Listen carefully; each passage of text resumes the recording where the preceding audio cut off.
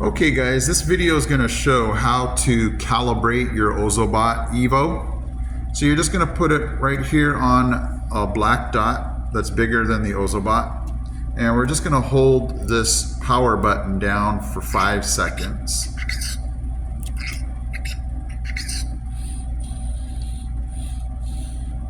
And if it's good, that green light will come on. So it should be calibrated.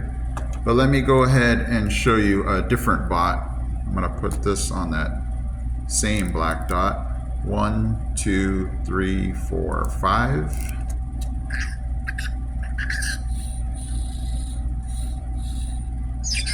And that red light came on. So that means that this is still going to have some issues.